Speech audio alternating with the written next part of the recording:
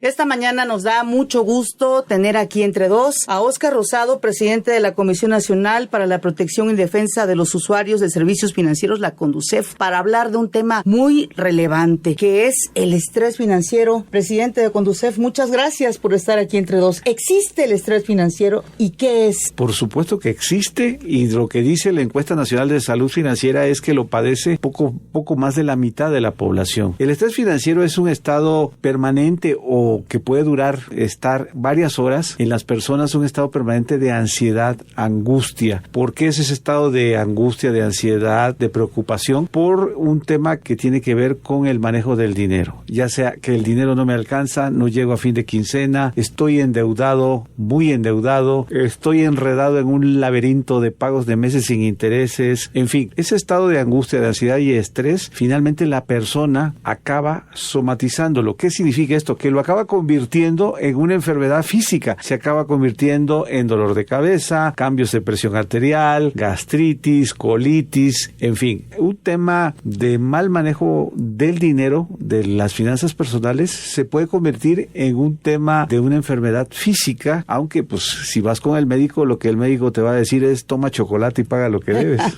Presidente de CONDUCEF, don Óscar Rosado, ¿y qué genera este estrés financiero? ¿Las condiciones económicas o qué hay detrás? Esa es una pregunta muy buena. El estrés financiero, así de manera muy sencilla y simple para que nos entiendan todas y todos que nos están escuchando, lo genera tres causas. El primero es pues el desempleo. Alguien que está desempleado, pues es obvio que vive en un estado de angustia y ansiedad permanente por el tema del dinero. La otra puede ser, esa es una causa económica. La segunda causa, que también es económica, tiene que ver con que la persona no tiene ingresos suficientes. Vive con el salario mínimo o un poco más del salario mínimo, o a lo mejor vive hasta con 2 salarios mínimos, pero en una zona metropolitana como es la Ciudad de México, Monterrey, Guadalajara, donde es muy caro la sobrevivencia. Pero la tercera causa ya no es económica, la tercera causa es conductual. ¿Qué significa esto? Que la persona puede estar ganando razonablemente bien, puede tener ingresos buenos, pero debido a que tiene malos hábitos de consumo, a que practica compras por impulso, lo que llaman algunos expertos el gasto emocional, porque es un gasto que se hace para querer vivir más allá de tus posibilidades. O sea, un ejemplo, ¿cuál sería, presidente? Bueno, pues un ejemplo muy claro sería alguien que gana hasta 2 salarios mínimos, 15,000 pesos, y está pensando en irse en 2 meses a Europa. O sea, si no hace un mecanismo de ahorro, de planeación financiera, lo podría hacer en un par de años, ahorrando y guardando. Pero si lo hace a través de un tarjetazo, pues cuando regrese del viaje, pues se va a encontrar que su capacidad de estar pagando capital o intereses, pues lo va a llevar a que tenga que disminuir lo que destina a lo que sí es indispensable: educación, comida, transporte, salud y recreación. Eso es como lo fundamental, pero se sobregiró, se fue más allá de sus posibilidades, actuando de una manera impulsiva y emocional. Por eso la tercera causa de estrés tiene que ver con la forma en que vives. Así es. ¿Y qué tanto afecta el estrés financiero a la población mexicana? Y de acuerdo con esta encuesta que usted nos comentó, ¿hay algunos estados donde la gente tenga un mejor comportamiento financiero? Sí, por supuesto. Hay un instrumento que se llama se llama Encuesta Nacional de Salud Financiera. Váyanse a un buscador y en el buscador pongan CONDUCEF en SAFI 2024 y ahí les va a salir los datos. Vienen muy entendibles. Lo que dice la encuesta es que la mitad de los mexicanos, el 53% en concreto, vive con estrés financiero. También el otro dato es que la mitad de los mexicanos vive con salud financiera, vive con tranquilidad, y por cierto hay algunos que ganan un salario mínimo o 2. O sea, también el tema de los ingresos sí es muy, muy importante, pero no es decisorio. Ahora, ¿cuáles estados tienen mayor grado de salud financiera? Pues generalmente los estados del norte del país. De hecho, el estado que tiene, de acuerdo a la encuesta, menor grado de estrés financiero entre su población es Nuevo León. Mientras la media nacional es del 53%, en Nuevo León baja 10 puntos a 43. El estado en donde se vive con mayor estrés financiero es la Ciudad de México, la entidad. Mientras la media es 53, aquí el promedio se va al 60. Entonces, en medio de ese máximo de estrés financiero que serían los chilangos y entre el menos que serían los los regios, pues está la media. Y ahí en ese rango, pues están las 32 entidades federativas. Y de acuerdo con esta encuesta, nuevamente, ¿esto a qué se atribuye esta diferencia entre, por ejemplo, Nuevo León y la Ciudad de México? Yo creo que... ¿Hay un mejor manejo financiero entre los habitantes de Nuevo León? Es fundamental el nivel de ingresos. O sea, finalmente, también dentro de los estados que tienen mejor nivel de salud financiera está la Ciudad de México, está Nuevo León y está Jalisco. O sea, ahí claramente se observa que las variables económicas, que es que existan empleos, que existan ingresos en la formalidad e informalidad, es muy importante, pero no definitoria. Pero también lo que demuestra la encuesta es que existe en algunas entidades del país una cultura de mayor orden y disciplina en el manejo del dinero, un cierto sentido de la frugalidad. ¿Qué es la frugalidad? Vivir de una manera un tanto austera y con método y forma. Finalmente, el estrés financiero en muchas ocasiones es reflejo de una mala planeación y calidad de vida. Y aquí viene una pregunta que le queremos hacer desde un principio. ¿Podemos aprender a los buenos hábitos financieros? ¿Es importante la educación? ¿Cuándo debe comenzar esta educación de hábitos financieros desde su punto de vista como presidente de la Conducef? Debemos y podemos, pero no hay nada más complicado que generar hábitos. Alguien que tiene la costumbre de no caminar, de no hacer ejercicio, le es muy complicado empezar, pero es importante que inicie. Y yo creo que las personas, independientemente de su origen y estrato social, tendrían que aprender a manejar mejor el dinero. Eso implica llevar un mínimo registro, tener claridad de cuáles son sus ingresos, en qué gasta y dividir sus gastos entre lo que es indispensable, lo que es necesario y lo que puede esperar, lo que se puede posponer, y de tal manera que pueda empezar a pagar si es que debe dinero, empezar a bajar sus deudas, y una vez que sus deudas se hayan bajado o se hayan reducido o ya no las tenga, empezar a apartar una pequeña parte de su quincena o de lo que le paguen semanal. Una parte pequeña. Hay que empezar con el 2 o 3%, irle subiendo cada quincena hasta llegar al 10%. Eso va a generar un hábito de no gastarse todo de manera impulsiva y, por supuesto, ese apartado, ese guardado que tenga esa persona, que se motive destinándolo a algo que quiera comprar. Puede ser un celular. Si hace esto que le recomiendo, va a tener dos cosas al final de 6 meses o de 8 meses o a lo mejor un año. Va a tener dos cosas.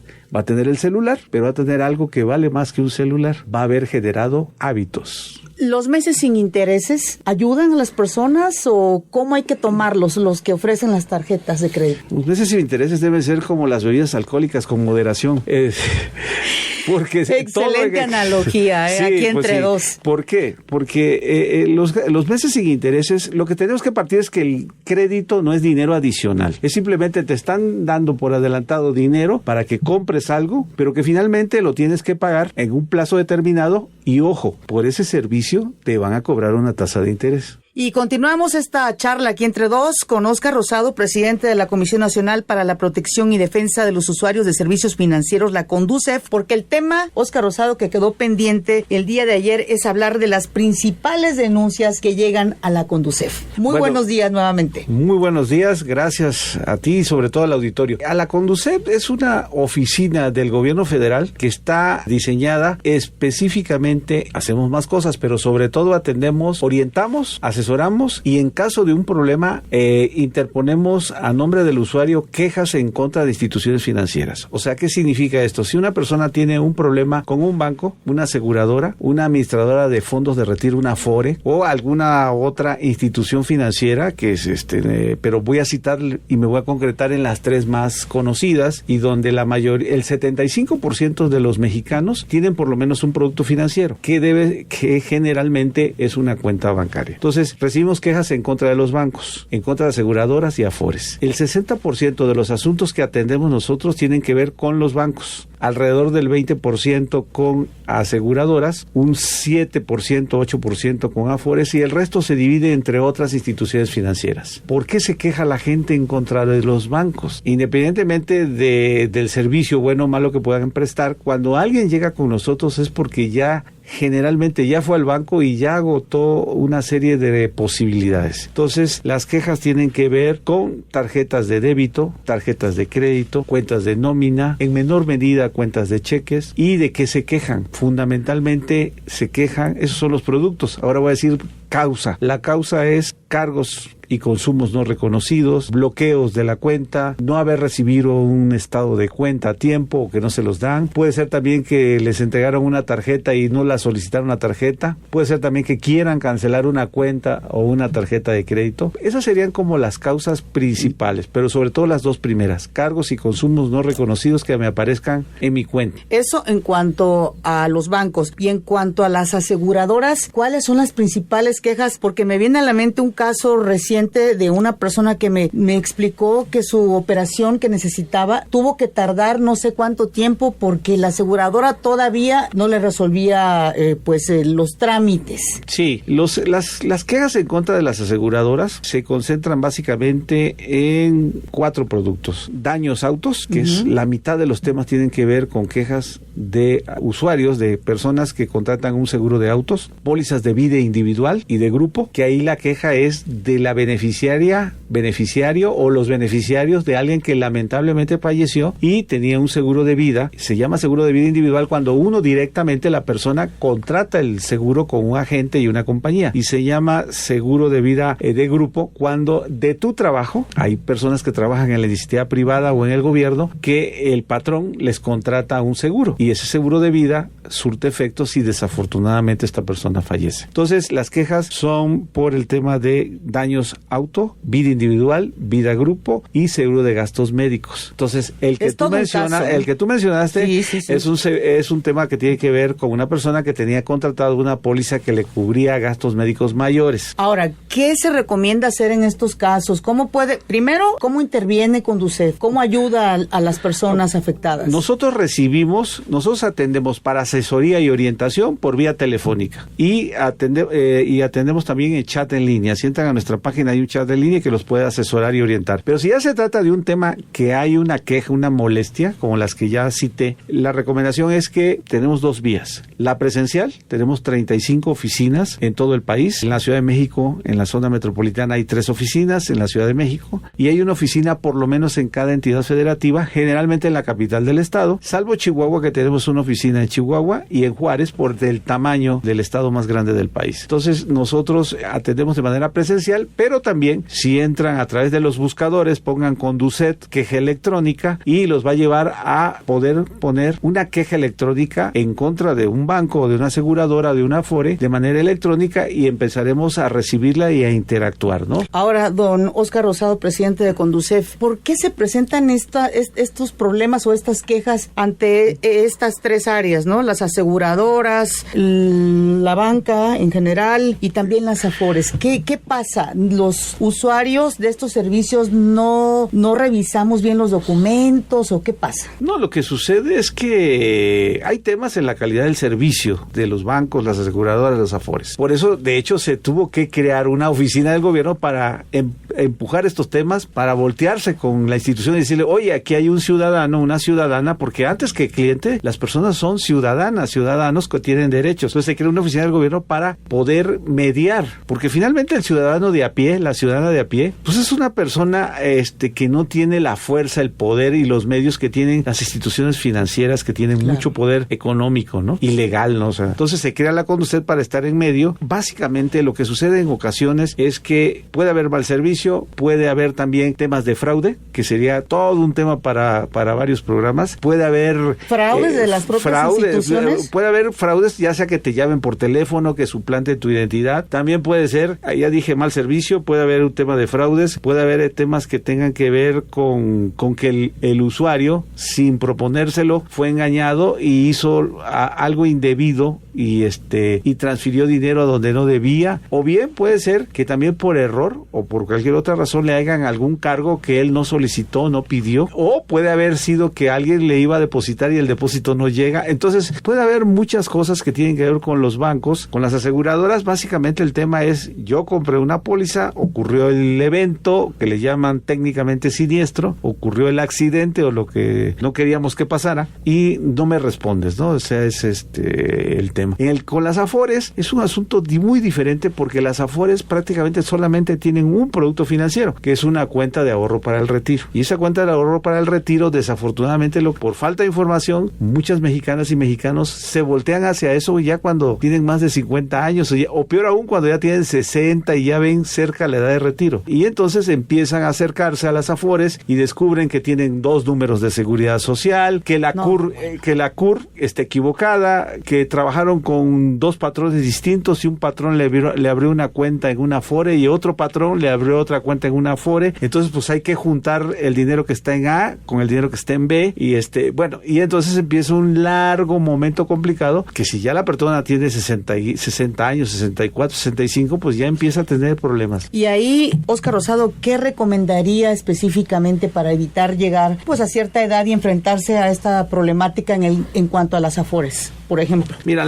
el tema de las Afores tiene que ver con el retiro, y lo más sano es empezar a ver el retiro desde que uno es joven. Lo que pasa es que cuando tienes 25 años, los jóvenes creen que son inmortales, pero ya cuando tienen 40 descubren de que va a pasar un proceso de envejecimiento, ¿no? Entonces, la recomendación en concreto es que se acerquen con nosotros, o que se acerquen con la Afore correspondiente y empezar a preguntar: tengo mi cuenta, recibo mi estado de cuenta, ¿cuánto tengo? ¿Cuánto me falta para jubilarme? Empezar a moverse desde que tienes 35 o 40 años y no esperar cuando tengas 60. Ahora, hay quienes dicen que recurren a las autoridades, pero luego el tiempo en que se tardan en resolver no es tan rápido. ¿Es así? ¿Pasa esto? Mira, por ejemplo, el tiempo promedio, la ley de protección y defensa de los usuarios de servicio financiero habla de 20 días hábiles. El tiempo promedio de respuesta de la banca está entre 12 y 14 días hábiles. O sea, es menor a lo que la ley les permite. Tema pendiente: el robo de identidad y los principales delitos a los que se enfrentan los usuarios de los servicios financieros. Sí, mira, nosotros recibimos alrededor de 25,000 asuntos cada año que tienen que ver con fraude. De esos, aproximadamente el número viene bajando desde 2020. Alrededor de 1,800 o 1,800 tienen que ver con el posible robo de identidad. Ahora, ¿qué es el robo de identidad? El robo de identidad es que una persona tome tus datos, ya sea en papel o de manera informática, y se haga pasar por ti, ¿no?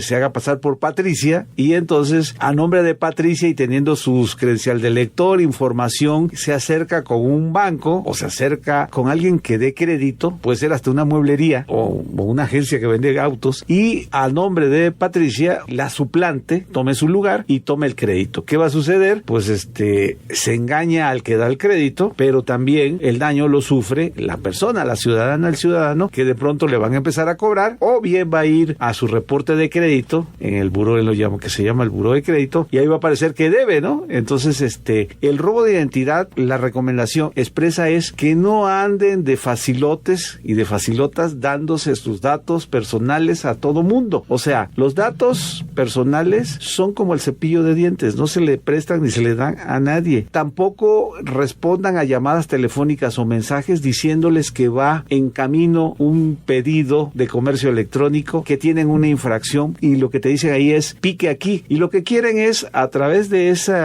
entrar en ese link y picar, creyendo de que viene en camino alguna compra en alguna de estas plataformas de comercio electrónico, es tomar tu información de tu celular. Finalmente, la vida privada y hasta la vida íntima de una persona ahora está en un celular. Entonces, hay que andar a las vivas, porque nosotros en Conducet tenemos una frase que dice que la tranza no descansa. Sí, claro. Lo cual quiere decir... Y todos los días te anda distintas maneras. Distintas formas. Hay mecanismos que le llaman ingeniería social. Te pueden llamar por teléfono, decir que tienes movimientos inusuales en tu cuenta, que están comprando en estas plataformas de comercio electrónico, y lo que hacen es generarte un estado de angustia y ansiedad para que pierdas la concentración, te pongas nervioso, y empiezan a lo que le llaman ingeniería social, y que coloquialmente le llaman sopearte. sacarte los datos de tu número de cuenta, número de tarjeta, tus claves, el número de seguridad que viene atrás del plástico y empiezan a hacer movimientos. Óscar Rosado, ¿y quiénes son los más vulnerables a ser objeto de este tipo de fraude, de robo de identidad en general en la población mexicana? Antes decíamos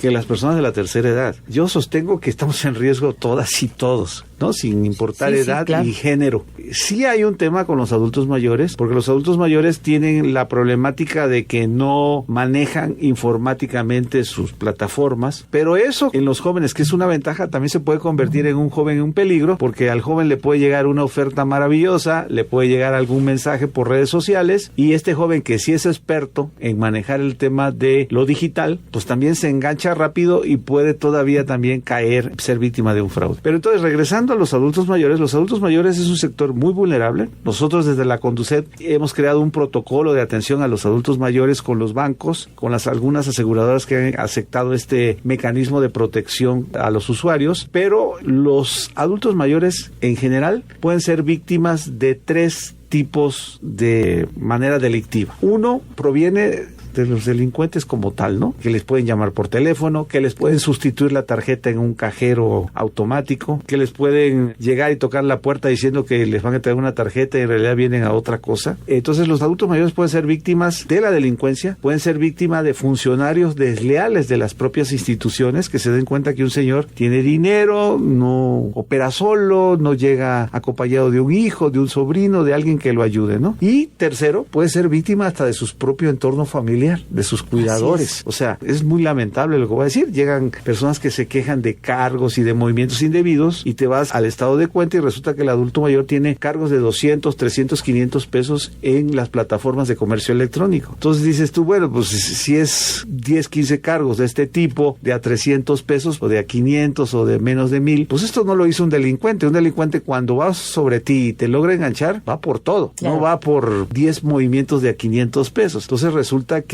es dentro de su propio entorno familiar donde hay un tema, ¿no? Así es. Óscar Rosado, y me gustaría insistir en cuáles serían las recomendaciones que daría usted a nuestros radioescuchas como presidente de la Conducef para evitar ser objeto de este tipo de delitos, de fraudes, de robo y de identidad.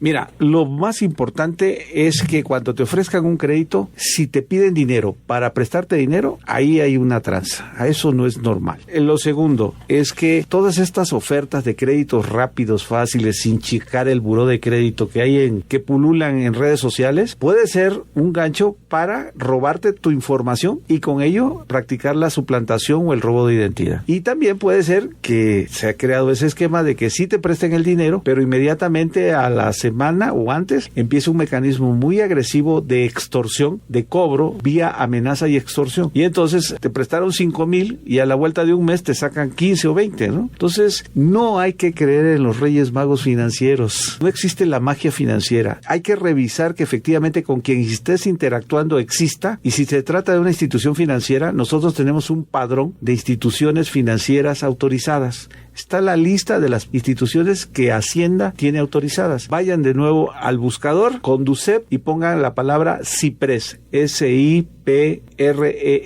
El CIPRES es el padrón de instituciones financieras autorizadas por la Secretaría de Hacienda. Y siempre hay que tener muchísimo cuidado porque no hay que creer en todo este tema de que fácil y rápido. Estamos cerrando la semana aquí entre dos con Óscar Rosado, presidente de la Comisión Nacional para la Protección y Defensa de los Usuarios de Servicios Financieros, la Conducef, con el tema cómo podemos trabajar para tener buenos hábitos financieros. Pues es que es todo un tema, ¿no? Cuando se hablaba de educación financiera, de finanzas personales, siempre se pensaba que era un asunto nada más de números. Sí lo es un asunto que es muy importante llevar por escrito en una hoja de papel o en una hoja digital, llevar cuánto te ingresa y cuánto gastas. Pero además de eso, para que puedas llevar un control adecuado de lo que gastas, es muy importante tener en cuenta de que los malos hábitos financieros te llevan a sobreendeudarte o a vivir al día, cuando quizás tendrías margen, pues a lo mejor sí de vivir al día, pero no de estar sobreendeudado. Es muy diferente el que vive al día al que está sobreendeudado. El que vive al día llega a la noche, se duerme tranquilo y en la mañana inicia de nuevo la lucha para la sobrevivencia. El que está endeudado, ese no duerme. Claro. Es muy diferente. Y el desgaste físico, emocional y y la generación de conflictos hasta en el propio entorno familiar. Nosotros sostenemos que una de las causales de divorcio es el mal manejo de las finanzas de las personas. No está en ningún código civil, pero es real. O sea, sí es una causal real, aunque no esté en la ley. ¿Qué son malos hábitos financieros? Los malos hábitos financieros, por ejemplo, es solamente pagar el mínimo de la tarjeta de crédito y no hacer el esfuerzo por ir pagando gradualmente un poco más. Utilizar la tarjeta de crédito como si fuera una extensión de tu ingreso. La tarjeta de crédito no es dinero adicional. Caer sobre todo en compras por impulso o por compulsión o por depresión. Así es. O sea, estoy triste y me voy de compras. Cuando estás triste, lo adecuado es platicar con un familiar, con una amiga, y si no, pues con un profesional. Pero ir al centro comercial, pues te va a dar un alivio temporal de un par de horas, y después un par de días o un par de semanas, ¿no? Y después regresa el tema, pero peor. O un hábito negativo es retrasarnos en los pagos. Otro hábito negativo es gastar mucho más de lo que tienes o de lo que ganas, ¿no? ¿Qué es un buen hábito? Llevar un registro de tus ingresos y tus gastos, tener claridad entre lo que es necesario, indispensable, lo que es la recreación y aquello que es un gasto emocional. ¿Qué cosa es un gasto emocional? Pues que lo estás comprando porque quieres cubrir algo que te falta dentro, que quieres sustituir con algo que está fuera. Con algo material. Con algo material. Pues eso no funciona. Y es importante crear un fondo de emergencia gradualmente. Ya sé que esto primero es pagar lo que debes, después empezar a apartar para tener un sueño o comprar un celular nuevo, así de sencillo. Y ya lo tercero es es un buen hábito, tener un fondo de emergencia. ¿Qué es un fondo de emergencia? Tener disponible por lo menos una quincena guardada en un banco para una emergencia. Tener guardado una quincena en una cuenta bancaria puede ser la diferencia entre la vida y la muerte de un ser querido que sufre un percance. O sea, puede ser, lo mejor es tener un seguro, pero en ocasiones tener 10, 15 mil pesos guardados puede ser una diferencia fundamental, claro, de minutos en cuanto a la calidad de vida de un ser querido que se accidente. Es importante, un buen hábito es guardar el dinero en instituciones autorizadas. En un banco. Los bancos tienen un seguro que protege hasta 400,000 UDIs. ¿Qué cosa es una UDI? Es una unidad de medida que equivale a 3,200,000 pesos. Entonces, sería un tema largo de hablar. Es como de... Pero muy relevante, muy importante que la gente lo tenga en mente, ¿no? Es muy relevante que las gentes tengan una relación sana con el manejo del dinero. Desafortunadamente, lo que dicen los datos estadísticos es que la mitad de la población, o un poco menos, tiene una relación tóxica con el dinero. Es una relación de tal manera que el dinero llega a las manos y pareciera que fuera fuego. Hay que, les pica el dinero en las manos. Así les digo a varios y a varias cercanas. Sí, exactamente. Y eso es de que les pica el dinero es un tema conductual.